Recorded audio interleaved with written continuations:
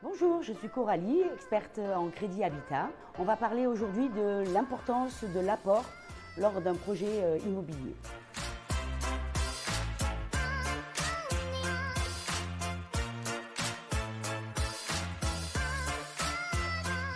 En matière de crédit habitat, effectivement, il est recommandé, fortement recommandé même, d'avoir un apport pour financer son projet immobilier. En règle générale, le montant de l'apport correspond à l'ensemble des frais annexes liés à l'acquisition du projet.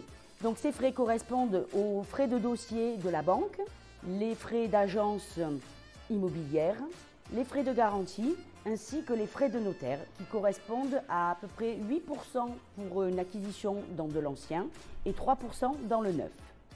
On estime donc que l'apport personnel doit représenter entre 10 et 20% du prix de votre acquisition.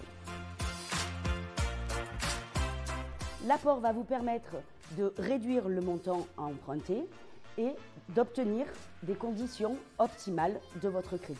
Comme par exemple une durée de remboursement plus courte, des mensualités plus faibles et donc un coût de crédit et d'assurance moins élevé.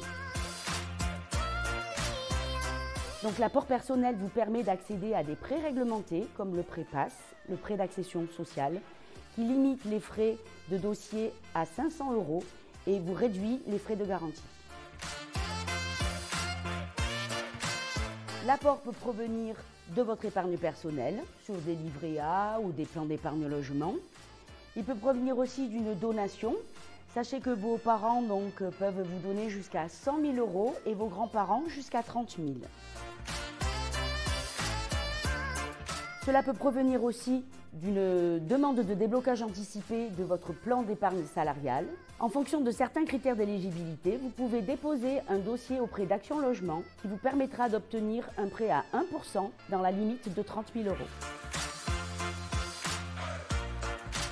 Un conseil, ne pas mettre la totalité de son épargne dans l'apport de son projet immobilier. Il faut en conserver une partie pour pouvoir faire face aux charges éventuellement de la copropriété, de la taxe foncière et surtout en conserver pour pouvoir aménager son appartement à son goût. Et oui, il est toutefois possible d'emprunter sans apport. Cela s'appelle des prêts à 110%. Cela concerne essentiellement des primo-accédants, les jeunes actifs et les investisseurs.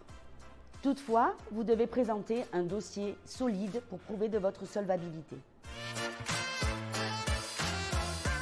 Votre éligibilité va dépendre de la tenue de vos comptes, en évitant donc des erreurs de gestion ou des dépassements de votre autorisation de découvert, de la stabilité de vos revenus, un contrat de travail en CDI de préférence, et surtout de votre reste à vivre et de votre taux d'endettement. N'hésitez pas à en discuter avec votre conseiller du Crédit Agricole. Pour en savoir plus sur l'apport personnel, n'hésitez pas à vous rendre sur notre site Crédit Agricole Immobilier.